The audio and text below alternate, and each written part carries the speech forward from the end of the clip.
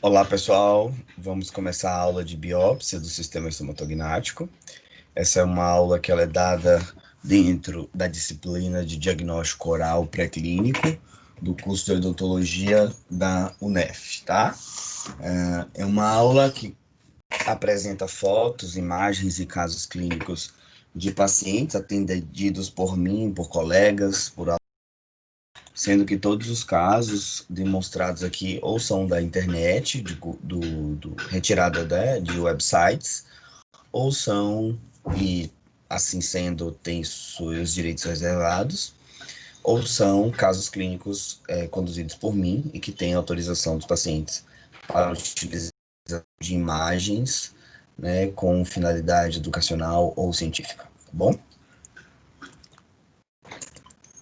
Se eu perguntar para todo mundo que imagem é essa aqui, com certeza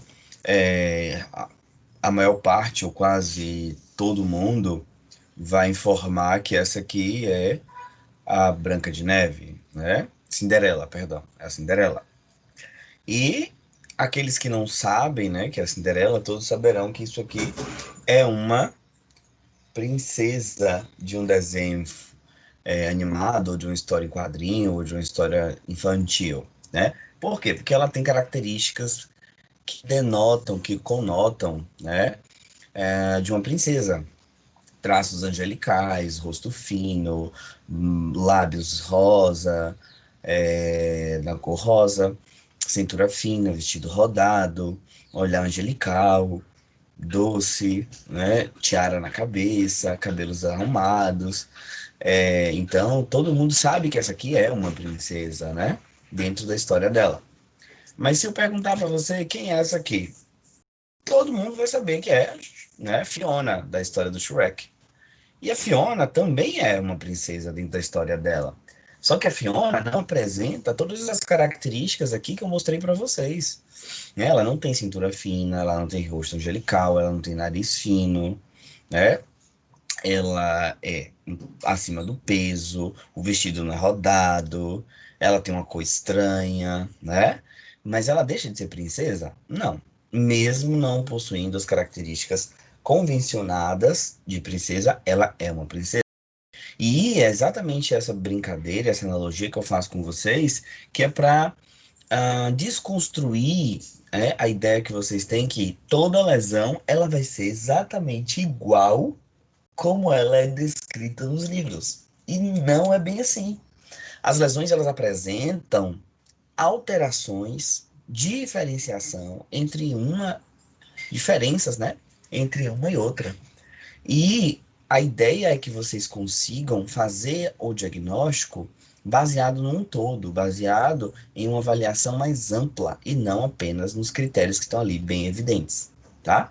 Então, assim como encontraremos exceções nas histórias aqui, a gente vai encontrar exceções também nas lesões. Nem todo ameloblastoma, ele é assim, assim, assim, assado. Nem todo fibroma, ele é assim, assim, assim, assim, assado.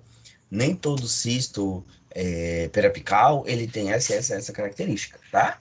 Existem diferenças entre um e outra entidade patológica. E aí, ó, o grande desafio, isso não tenha a menor dúvida, é você fazer diagnóstico. Diagnóstico, para mim, é o verdadeiro desafio do tratamento, tá? Dificulta um pouco mais, porque a cavidade oral, ela é sede de uma variedade de enfermidades. Essas enfermidades podem ser infecciosas, inflamatórias, neoplásicas e ou reacionais proliferativas, né? Na aula de lesões dos tecidos moles do sistema estomatognático, eu falo bastante de lesões reacionais proliferativas, né? E falo um pouquinho também de neoplasias, tá? Vamos falar bastante mais para frente de neoplasias malignas e no diagnóstico oral 2 vocês vão ver bastante outras neoplasias que acometem a cavidade oral. E aí, quando você se depara diante de uma lesão, né, você faz um diagnóstico baseado em achados clínicos, radiográficos, tomográficos, mas algumas vezes esse diagnóstico não é conclusivo. E você precisa de um estudo além da clínica. além do que você obteve através de anamnese e exame físico. Você precisa da biópsia. E a biópsia vai ser o exame que vai complementar ou confirmar ou elucidar, né, a hipótese diagnóstica que foi obtida através do exame clínico, tá? E aí a gente vai ter exame físico junto com a anamnese, trazendo as suspeitas. Essas suspeitas, a depender da entidade patológica, né, da lesão, a gente já fecha um diagnóstico, mas outras vezes a gente precisa de exames complementares. E aí a gente vai precisar, né, de complementação diagnóstica, com, às vezes, tomografia, radiografias, punção aspirativa, biópsias, tá? E o conceito de biópsia é remoção de um fragmento de tecido de um indivíduo vivo para avaliação da composição e organização celular. Que tipo de célula está ali e como essas células estão organizadas, estão distribuídas, tá? Ok? Isso vocês já viram lá na histologia e na patologia, acredito eu. Indicações de biópsia. Gente, não são lesões como essas aqui que eu quero que vocês indiquem biópsia.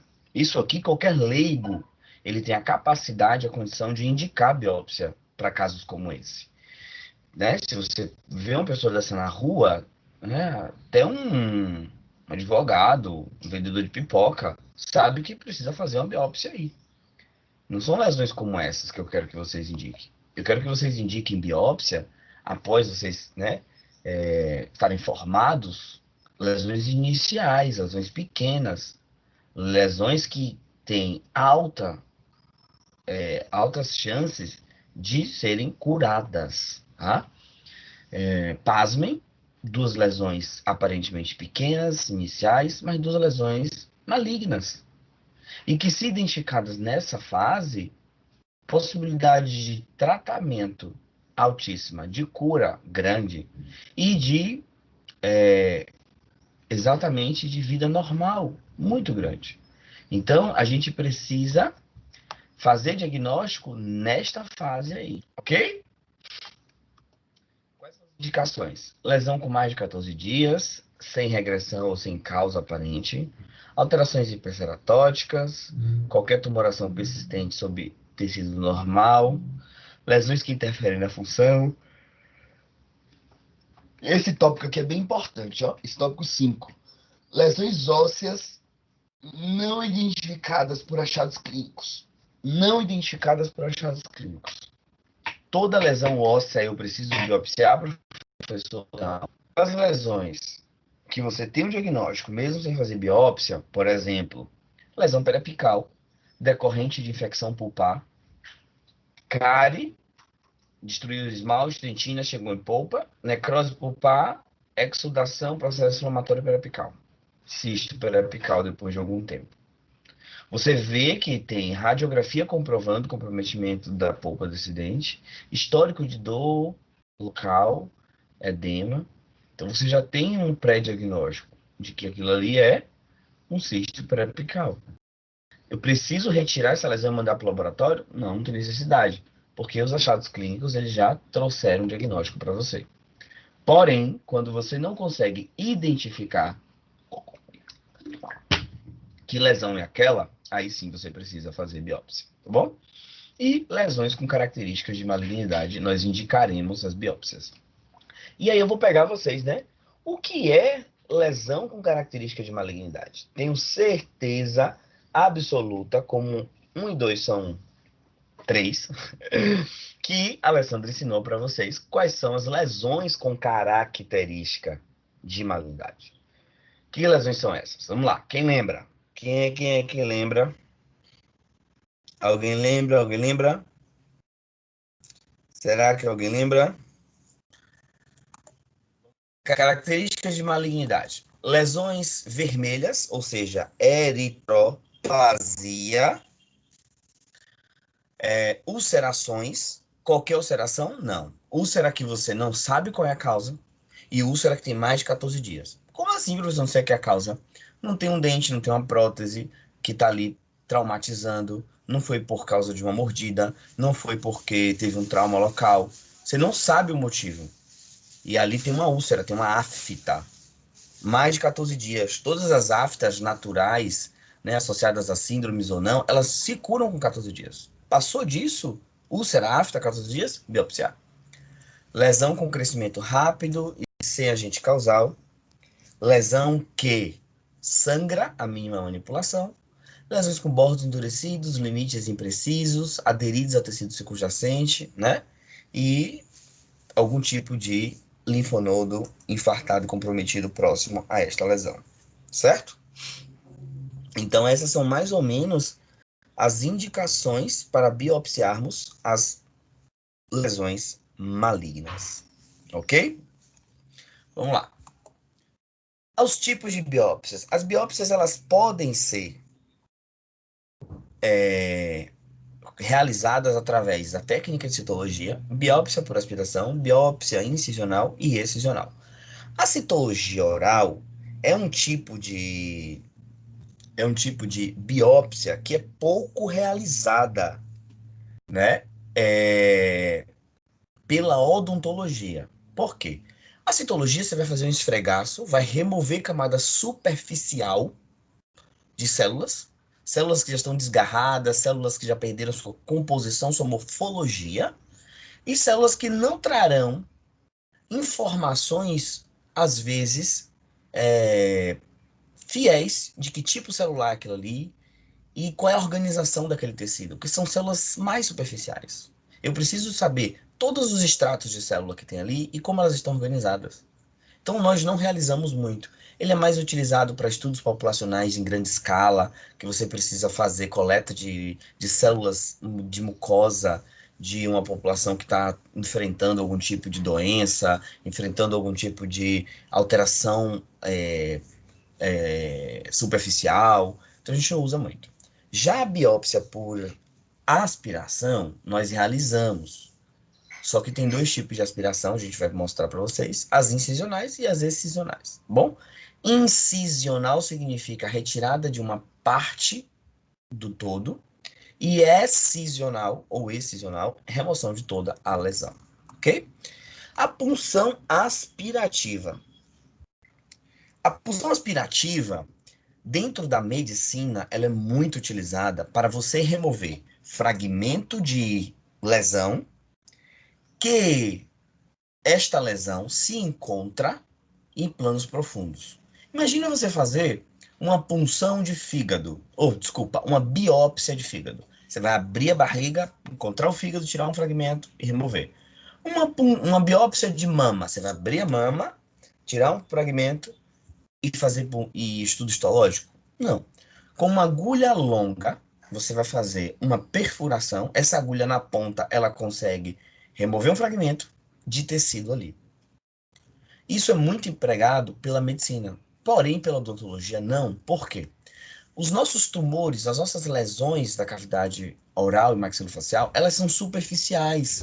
Elas não são em planos profundos. Então fazer uma biópsia em odontologia é mais fácil, teoricamente, porque é superficial. Abriu o tecido e encontrou a lesão. Pronto. Então eu me pergunto, preciso fazer punção para remover fragmentos de lesão? Não. Mas, professor, você disse que é usado a punção dentro da odontologia. E é realmente. Porém, a gente realiza uma punção para identificar que tipo de conteúdo está ali dentro. Se é líquido, líquido de que cor, se é sólido, se é gasoso, se não tem nada, certo? Então, as nossas punções aspirativas, elas são muito mais no intuito de saber o que contém ali dentro do que realmente fazer um estudo daquele tecido ou daquele material. Eu acho que vocês conseguiram entender. Conseguiram? Bom, se ficar dúvida, já sabe, né? É só mandar para mim que que eu tiro as dúvidas de vocês, certo? Então, vamos lá. Biópsia por aspiração, punção e aspiração de porção íntima, né, de uma lesão que possa apresentar conteúdo líquido ou gasoso, está indicada para todas as lesões que possam ter conteúdo líquido ou gasoso. E aqui, ó, em caixa alta, inclusive, antes da exploração cirúrgica, de novo caixa alta, todas as lesões intraósseas radiotransparentes dos maxilares. Antes de qualquer biópsia intraóssea, punção. Por quê, professor? Porque se você abrir uma lesão que é radiolúcida, grande maxila ou em mandíbula, você abre e ali dentro era um hemangioma intraósseo, depois que você abrir, o que é que vai acontecer? Hemorragia desse hemangioma. E o problema está feito. Por quê? Como é que controla o hemangioma grande? Então, para eu saber o que tem ali dentro antes de abrir, fazer a osteotomia, abrir, remover o tampão de osso, preciso saber o que tem ali dentro. Então, ó, todas as lesões intraósseas, que na radiografia você está vendo radiotransparente ou radiolúcido, você precisa fazer punção antes, ok?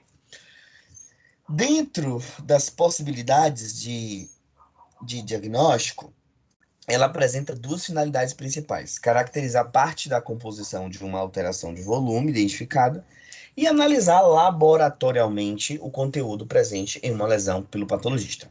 Como eu falei, a gente geralmente não avalia o que tem ali dentro, né? Histologicamente, a gente apenas avalia o que é, qual é o conteúdo, qual é o tipo de conteúdo que está ali dentro, tá?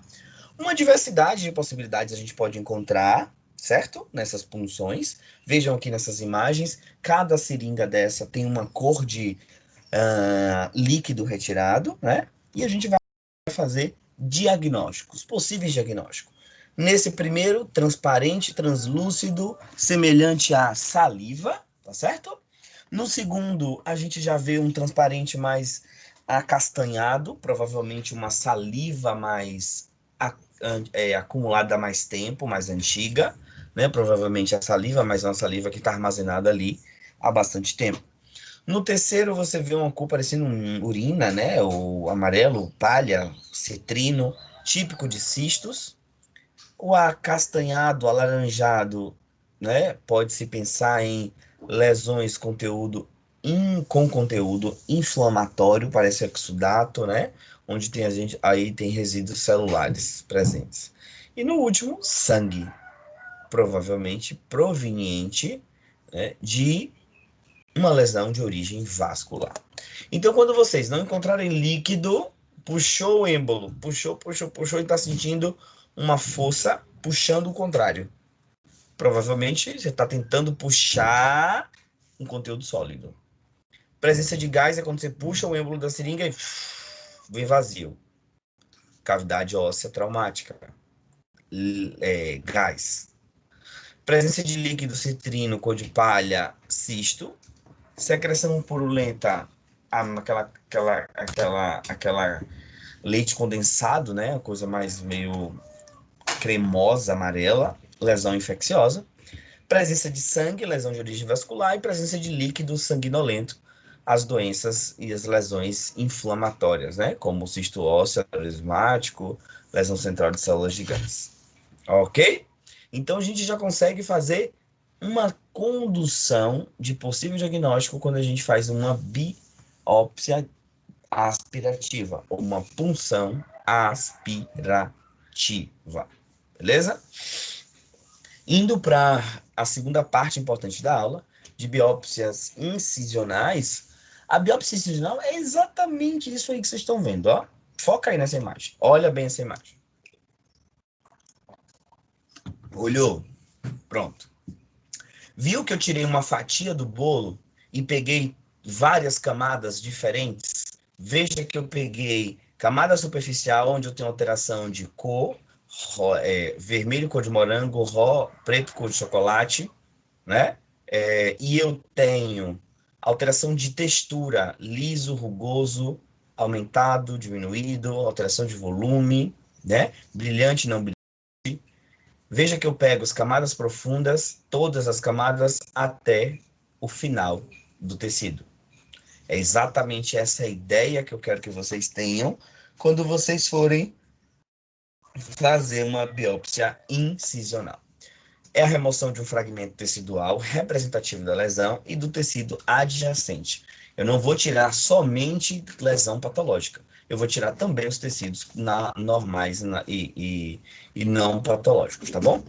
Indicação: lesões extensas, que eu não vou tirar uma lesão enorme sem saber antes do que se trata. Localizações perigosas, né? Que você precisa tomar um pouco mais de cuidado para remover a lesão toda. Suspeita de malignidade é outro motivo para a gente fazer a biópsia incisional antes, tá bom? Então, cuidado com as lesões com suspeita de malignidade. A gente não pode fazer a remoção completa dessa lesão. A gente vai tirar um fragmento, saber do que se trata. Princípios. Eu preciso remover um conteúdo que envolva, né, que contenha tecido natural e tecido patológico. E essa interface aqui, ó, entre patológico e fisiológico, é importantíssimo a gente obter um fragmento, tá? Para a gente poder, para o patologista, na verdade, poder ver e separar exatamente. Esse quadro aqui, segundo, completamente errado. Quem sabe me dizer porque está completamente errado? Quem sabe, quem sabe, quem sabe, quem sabe? Completamente errado, por quê? Eu estou removendo só fragmento superficial no primeiro triângulo. No segundo, eu pego o profundo, pego o superficial, mas eu não pego o bordo da lesão. Eu não pego a margem da lesão, certo? Então, eu preciso que vocês não façam desse jeito. E aqui sim tá o quadrado, né? A imagem correta. Você está pegando superficial, profundo e margem da lesão. Imagem, eu estou pegando a margem da lesão, tá certo? Então é desse jeito que eu quero que vocês façam. Quando vocês tiverem, por exemplo, olha só esse soalho de boca que eu tenho aí, ó, uma imagem, uma lesão branca, uma leucoplasia, né? Leucoplasia em todo o soalho. Qual parte daí eu vou remover um fragmento? Onde eu escolho? E aí eu vou dar uma dica para vocês. Usem azul de toluidina. Para quê? O azul de toluidina, após secar, aplicar o azul de toluidina, ele tem a capacidade de corar ácido nucleico. Ácido nucleico é a base de RNA e DNA. E, ou seja, é aonde estiver maior proliferação celular, maior multiplicação de células, vai ter uma produção maior de ácido nucleico, que é onde é a base para a produção dos núcleos das células. Ou seja, ali vai ser o principal ponto de replicação e multiplicação celular. É exatamente o lugar mais perigoso, mais agressivo, e é esse o lugar que eu vou corar. Depois seco, depois eu vou ter aí, ó, o local de escolha para a biópsia incisional, certo? Vamos agora para a biópsia excisional. A biópsia excisional é aquela biópsia que eu vou remover todo o conteúdo. Eu vou remover a lesão por inteiro. E além disso, em alguns casos, a depender do tipo de lesão, eu vou remover lesão e o que chamamos de margem de segurança. Margem de segurança. Ok? Vamos lá. Remoção completa da lesão, tornando-se procedimento diagnóstico e terapêutico. E, além disso, remove-se uma porção de tecido normal circunjacente à lesão. Por que isso, professor? Porque muitas vezes nós estamos tratando lesões benignas, mais agressivas, lesões benignas, mas com capacidade de recidivar, e algumas vezes os médicos estão tratando lesões malignas, que também podem recidivar.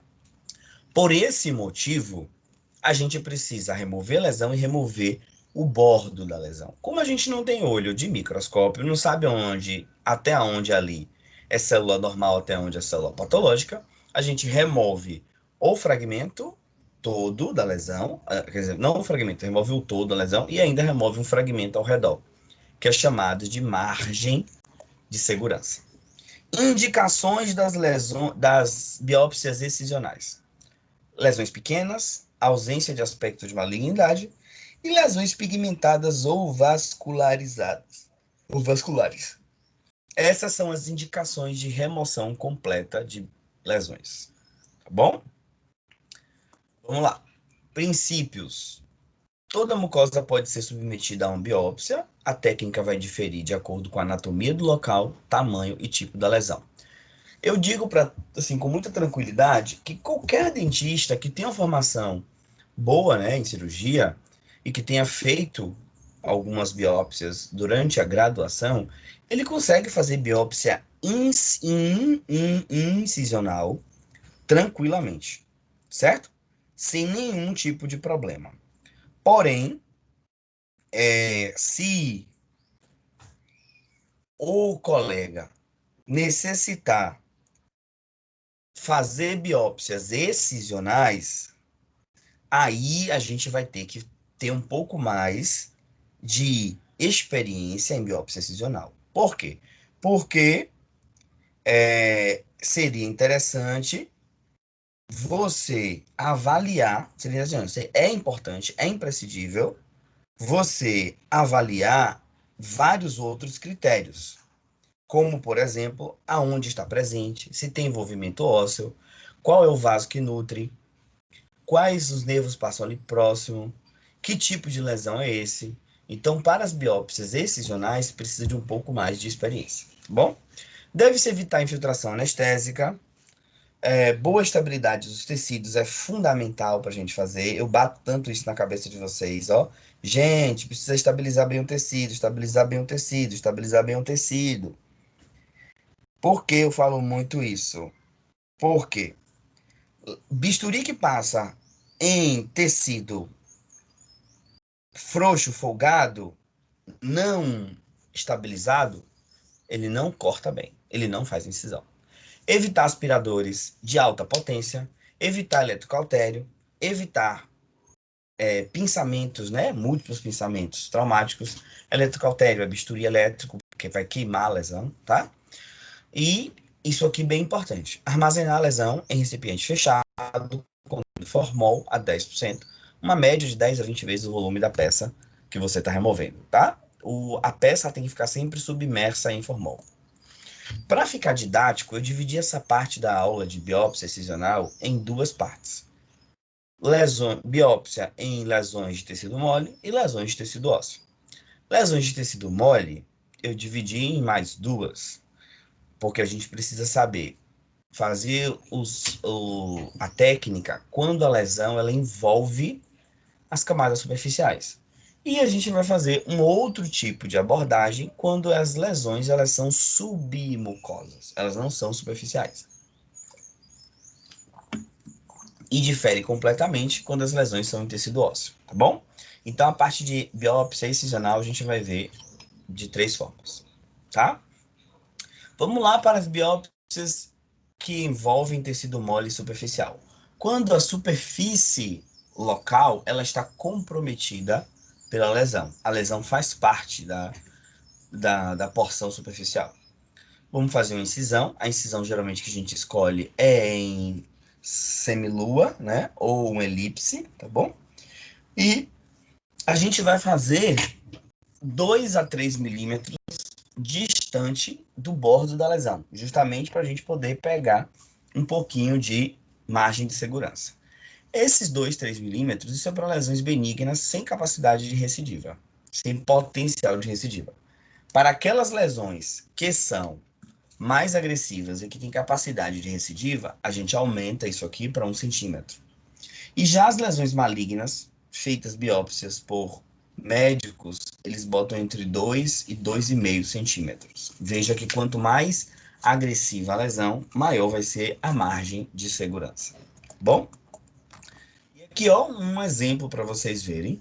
Uma biópsia excisional que compromete a mucosa superficial.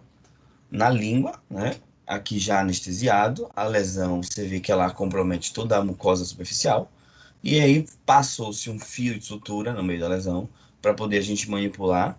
A maioria das cirurgias em língua que a gente precisa fazer manipulação, a gente acaba fazendo essa técnica aí. Passa o fio na pontinha da agulha e a gente consegue manipular. Desculpa, passa o fio no meio da lesão. E aí, depois que você passa a agulha, né, o fio, no meio da lesão, você consegue manipular ela para um lado e para o outro. A língua é bem importante você fazer isso, porque a língua é difícil de se trabalhar. O paciente fica puxando a língua o tempo todo, tá? Depois disso, uma elipse, né? Faz incisão de um lado, depois do outro, e você vai ter aqui, né, o fragmento removido, tá? Na verdade, não fragmentos, né? A lesão como um todo, ok? Olha esse caso que interessante. Olha essa imagem.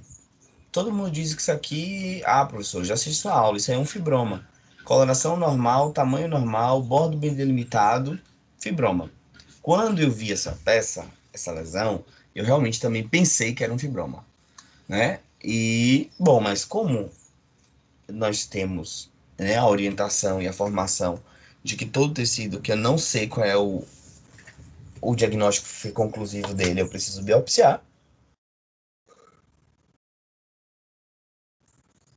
Por ser uma lesão pequena, definimos fazer a remoção da lesão como um todo e remover a camada superficial, tá? A nossa suspeita inicial foi de glossite romboidal mediana ou de fibroma, tá? Removemos a lesão com um pequeno bordo de segurança, porque parecia ser um fibroma realmente, ou um glossite romboidal mediana. E aqui, quando a gente suturou, como ficou, né? Praticamente zero defeitos. Só que o problema foi quando veio o diagnóstico dessa lesão, veio de SEC bem diferenciado. Carcinoma escamocelular, né? Que é um câncer, é uma neoplasia maligna. E aí a gente, né, confirma essa ideia de que todo tecido precisa ser analisado histologicamente.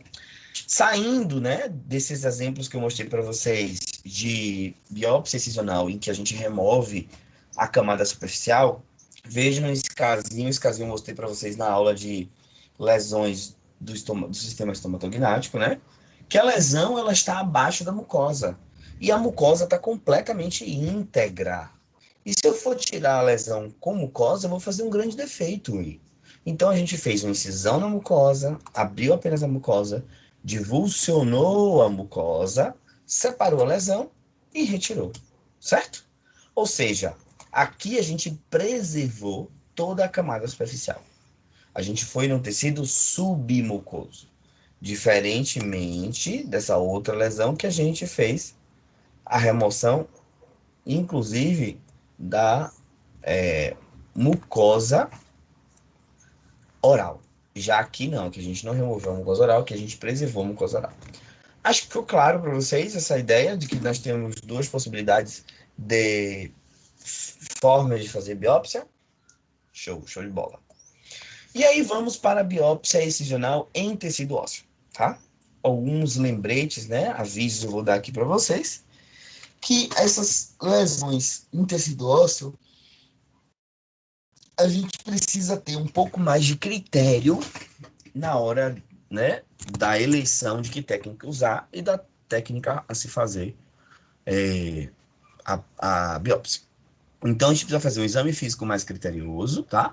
Avaliando expansão óssea, erosão, destruição, rompimento da cortical, né? Comprometimento dentário, se ele está comprometendo o dente, se desloca dente, reabsorve raiz, tá bom? Se tem dente incluso, envolvimento dos tecidos moles e sempre, ó, de novo, olha de novo aí, ó, punção aspirativa prévia, sempre. Vamos lá para a técnica de biópsia. Princípios de biópsia em tecido ósseo. Incisão de todas as camadas teciduais, tá bom? Todas as camadas, não precisa remover. Incisar. Essa incisão vai de mucosa a periósteo, em contraperiósteo, distante do leito. Olha só essa imagem aqui, ó. Vamos supor que nossa lesão, nosso defeito está aqui, onde é esse alvéolo. Eu vou fazer uma incisão distante do local que eu vou trabalhar.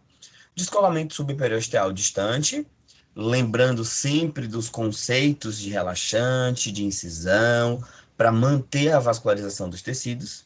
Essa imagem é o que eu quero que vocês façam, né? Tanto quando vocês forem realizar exodontias de terceiro molar, lá na frente, né? Como de biópsias em tecido ósseo. Olha só, osso aqui, tá? Osso aqui. Periósteo todo íntegro, tá certo? Colar gengival aqui todo íntegro. E a gente fez um bom descolamento. E todo o retalho tá aqui. Perfeito? Quero ver de vocês assim. Não a gengiva toda destruída aqui, cheio de lacerações, fragmentos, nada disso, tá? Vamos ver esse caso aqui, ó. Primeira coisa, eu preciso delimitar qual é o tamanho da minha lesão. Eu consigo ver isso clinicamente? Não, preciso de uma radiografia. Pela radiografia, eu sei que a lesão vem de distal, né, mesial. Mesial do 11 até mesial do 16. Então, minha incisão tem que ser um pouco distante. Eu não posso fazer minha incisão em cima da minha lesão. Eu vou dar uma margem para trás, uma margem para frente, para eu ter osso sadio, para minha incisão ser osso sadio. E vejam aqui o que a gente fez.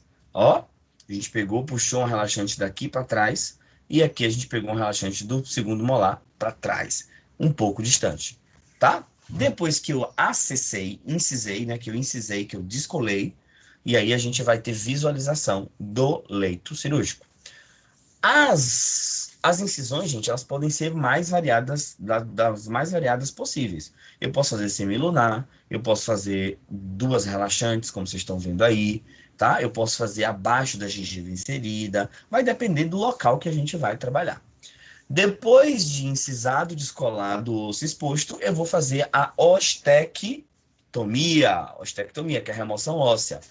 Algumas vezes a lesão até já fenestrou o osso. E aí, se já tiver fenestrado, né, o que é que eu vou fazer? Só vou incisar e descolar. Mas se não tiver fenestrado, o que que acontece? Eu vou fazer a minha ostectomia. Fenestrado é rompido o osso aonde a lesão se encontra, tá? E aí aqui, ó, veja essa imagem. É igual o caso que eu mostrei para vocês agora há pouco. Incisei, descolei. O que que eu vejo aqui? Eu vejo o osso exposto do paciente e abaulado. A lesão está aqui por baixo. O que que eu vou fazer? Ostectomia. Broca esférica, de preferência baixa rotação, porque a alta corta muito, ou com o próprio molde. Algumas lesões com molde mesmo você vai raspando esse osso aí, tá? É uma forma mais cuidadosa, conservadora de fazer a ostectomia, certo? Depois disso, lesão toda lesão toda exposta, ostectomia feita, a gente vai remover a lesão. A gente vai curetar, vai enuclear essa lesão, tá? A gente pode fazer isso com cureta de Lucas, cureta de Molte, descolador de Molte, todos os instrumentais que têm formato de colher, né? A gente pode usar. Geralmente a gente usa o fundo dela, porque ele não é cortante. A frente é cortante e pode destruir, romper a membrana, a cápsula, né? O invólucro que tem dessa lesão, tá? A gente pode pinçar ela e vai soltando. Sábado agora mesmo a gente fez uma biópsia, uma enucleação de um cisto em maxila. Tá linda o caso. Foi feito lá na Avance, por uma aluna até nossa aqui da UNEF mesmo, Maria Clara. E a gente fez remoção de um cisto enorme na maxila. E junto da enucleação fizemos ainda cirurgia parinodôntica, né? Que é a apsectomia, removeu o ápice e fez obturação retrógrada, uma retroobturação, que é uma obturação do dente por cima. Ixi, acho que ficou difícil para vocês, né? Mas isso a gente vai ver lá mais na frente, quando a gente estiver vendo tratamento de lesões ósseas. Eu vou até botar esse caso nessa aula que tá lindo, muito bem documentado, muito bem conduzido por Maria Clara, tá? Então, aqui a gente tem, né? O osso exposto, tá vendo? Aqui, ó, osso exposto. E aqui a gente está removendo toda a lesão, removendo toda a lesão. Indo e fazendo, soltando todas as margens da lesão. Lesão removida, como vocês podem ver aqui, ó, totalmente removida. Osso aqui, a gente vai regularizar esse osso aqui, passando a lima, passando, né, uma broca de baixa rotação para regularizar, para não ficar nenhuma pontinha, tá? Depois disso, o que que a gente faz? A gente vai lavar abundantemente com soro e fechar. Algumas lesões, se essa lesão tiver suspeita de agressividade, se for já foi feita uma biópsia incisional prévia, se você já sabe o que se trata, do que se trata, ou se você tem ideia de que é uma lesão que pode voltar, a gente retira um pouco desse osso sadio. Pega uma broquinha esférica, o mini-cut, o maxi-cut, e vai removendo, né, superficial esse osso aí, para evitar que fique células ali e ali haja uma recidiva, ou que a cisto ou tumor retorne, tá certo? Depois lava bastante e fecha esse retalho aí, seguindo os princípios de sutura que eu ensinei para vocês. Bom? Por sinal, essa incisão tá até errada, né? O colega fez aqui, não fez bem feito. Ok, gente? Perfeito. Acabamos a aula de biópsia, certo? Eu vou deixar a aula disponível para vocês, tá? E deixa eu fechar aqui. Vou deixar a aula disponível para vocês.